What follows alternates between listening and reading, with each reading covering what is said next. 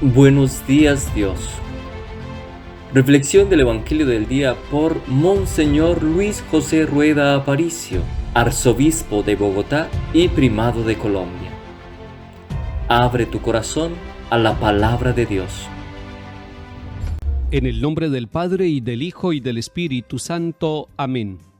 Ya no temo, Señor, la tristeza, ya no temo, Señor, la soledad, porque eres, Señor, mi alegría, tengo siempre tu amistad.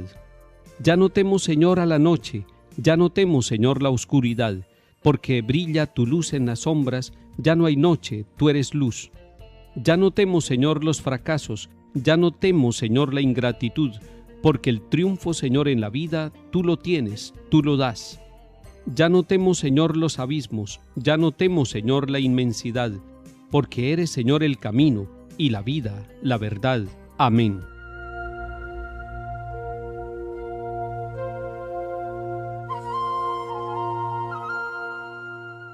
Lectura de la carta del apóstol San Pablo a los Colosenses, capítulo 2. Hermanos, ya que han aceptado a Cristo Jesús el Señor, procedan según Él. Arraigados en Él, déjense construir y afianzar en la fe que les enseñaron, y rebosen agradecimiento. Cuidado con que haya alguno que los capture con esa teoría que es una insulsa patraña forjada y transmitida por hombres y fundada en los elementos del mundo y no en Cristo. Porque es en Cristo en quien habita corporalmente toda la plenitud de la divinidad, y por Él, que es cabeza de todo principado y autoridad, han obtenido su plenitud. Por Él fueron también circuncidados con una circuncisión no hecha por hombres, cuando los despojaron de los bajos instintos de la carne por la circuncisión de Cristo. Por el bautismo fueron sepultados con Él y han resucitado con Él, porque han creído en la fuerza de Dios que los resucitó de entre los muertos. Estaban muertos por sus pecados, porque no estaban circuncidados, pero Dios les dio vida en Él, perdonándoles todos los pecados. Borró el protocolo que nos condenaba con sus cláusulas y era contrario a nosotros, lo quitó de en medio, clavándolo en la cruz, y destituyendo por medio de Cristo a los principados y autoridades, los ofreció en espectáculo público y los llevó cautivos en su cortejo. Palabra de Dios, te alabamos, Señor. En este capítulo 2 de la carta a los Colosenses, San Pablo da 3 pasos importantísimos: exhorta, advierte y afirma. ¿Qué es lo que exhorta San Pablo? Nos exhorta, junto con la comunidad de Colosas, a que si hemos aceptado a Cristo Jesús en nuestra vida, procedamos según Él, es decir, que nos parezcamos en la forma de vivir, que busquemos que todo lo que hagamos, lo hagamos para agradarle al Señor y como lo haría el Señor, que nos hiciéramos siempre la pregunta: ¿qué haría Jesús en mi lugar ante esta situación de familia, ante esta situación de trabajo, ante este problema o ante esta alegría y este logro que tengo en mi vida? Y en esa misma exhortación, San Pablo dice: están arraigados en Cristo, por lo tanto, déjense construir. San Pablo sabe que nos estamos construyendo y que no podemos decir que somos cristianos, hombres y mujeres ya terminados. Estamos como en obra negra. Estamos construyendo nuestra vida. Todavía no hemos llegado a los acabados de esa obra. Es Cristo quien lo hará a través de los sacramentos, de la palabra, de la oración, del trabajo misionero. Pero San Pablo nos exhorta: déjense construir y déjense afianzar en la fe que recibieron, esa fe de la Iglesia Católica, esa fe que nos hace rebosar de agradecimiento y de alegría. San Pablo también hace una advertencia, y la hace porque la comunidad de Colosas está amenazada por doctrinas extrañas, por doctrinas llamativas, por esas doctrinas peregrinas, pasajeras que llegan, que pasan como una moda y que confunden la mente, la espiritualidad, la fe de las personas. Y nos sirve también para nuestros días. San Pablo está haciendo una advertencia clara: cuidado con que alguno los capture con esa teoría que es una insulsa patraña forjada y transmitida por hombres y no fundada ni cimentada en Cristo Jesús el Señor.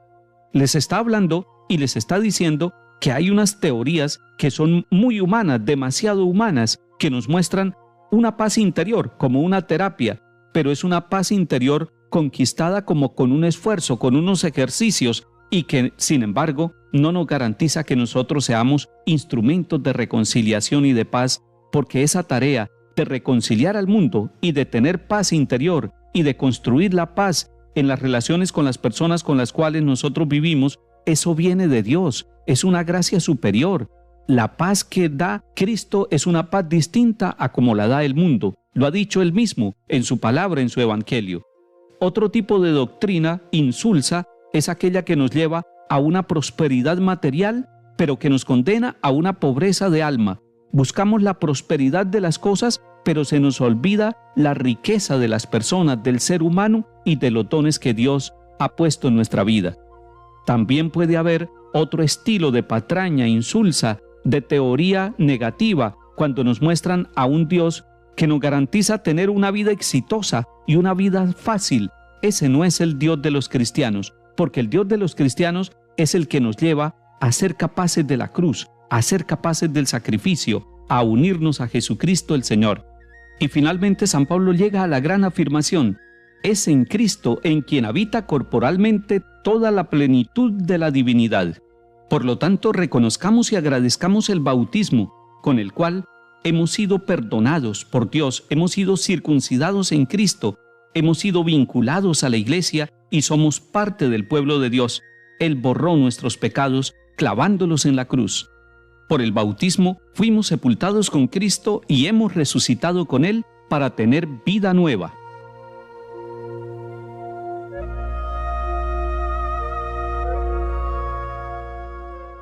Salmo 144.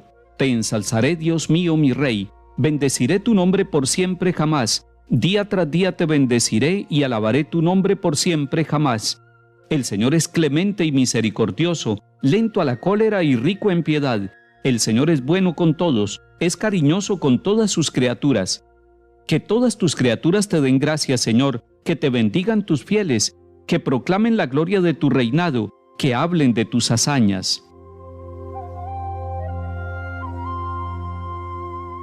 Lectura del Santo Evangelio según San Lucas, capítulo 6. En aquel tiempo subió Jesús a la montaña a orar y pasó la noche orando a Dios. Cuando se hizo de día, llamó a sus discípulos, escogió a 12 de ellos y los nombró apóstoles: Simón, al que puso el nombre de Pedro, y Andrés su hermano, Santiago, Juan, Felipe, Bartolomé, Mateo, Tomás, Santiago Alfeo, Simón, apodado el Celotes, Judas, el de Santiago, y Judas Iscariote, el que fue el traidor. Bajó del monte con ellos y se puso en un llano con un grupo grande de discípulos y de pueblo, procedente de toda Judea, de Jerusalén y de la costa de Tiro y de Sidón. Venían a oírlo y a que los curara de sus enfermedades. Los atormentados por espíritus inmundos quedaban curados, y la gente trataba de tocarlo, porque salía de él una fuerza que los curaba a todos. Palabra del Señor. Gloria a ti, Señor Jesús.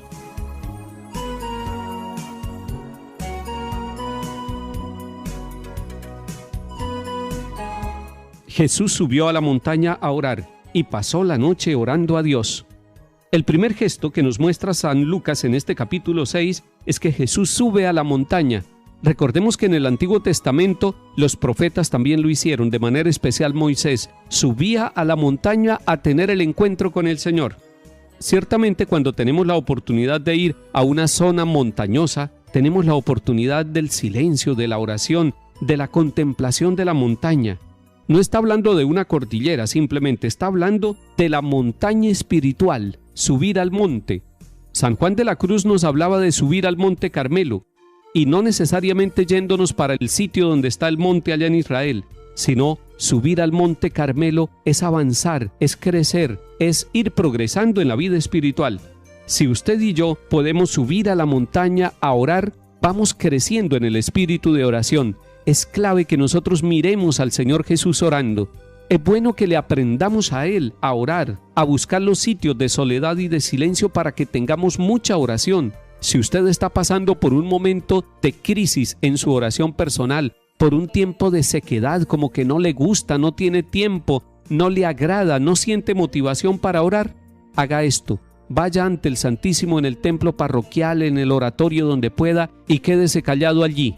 Va a sentir mucho deseo de irse, de abandonar ese lugar, pero quédese. Gánele con fuerza de voluntad, persevere estando ahí en silencio, que ahí, como nos dice el Papa Francisco, Cristo lo está mirando, Cristo la está mirando, y eso va creando un clima de encuentro con el Señor que le permite redescubrir el camino de la oración y avanzar nuevamente. Es necesario que usted no se quede con la fatiga, con el desánimo en la oración. Avance en la oración, progrese en la oración. Y dice el evangelista Lucas en el capítulo 6 que Jesús pasó la noche orando a Dios. Él es el maestro de la oración. Algún día nosotros también pasaremos la noche y mucho tiempo en la oración con el Señor. Y estando en la oración y pasando esa noche en oración, es que el Señor llama a sus discípulos y escoge a los 12. Y San Lucas nos da en este capítulo 6 la lista de los 12 apóstoles del Señor. La llamada que hace el Señor a sus discípulos es fruto de una noche de oración, de intimidad con el Padre Dios. Usted y yo, todos los bautizados, hombres y mujeres, hemos sido llamados por el Señor a una vida en Cristo y en la Iglesia. Nuestra vocación es fruto de la oración del Señor. Que el Señor nos acompañe y nos siga llamando. En el nombre del Padre, y del Hijo, y del Espíritu Santo. Amén. Buenos días, Dios. Reflexión del Evangelio del día por Monseñor Luis José Rueda Aparicio, arzobispo de Bogotá y primado de Colombia. Abre tu corazón a la palabra de Dios.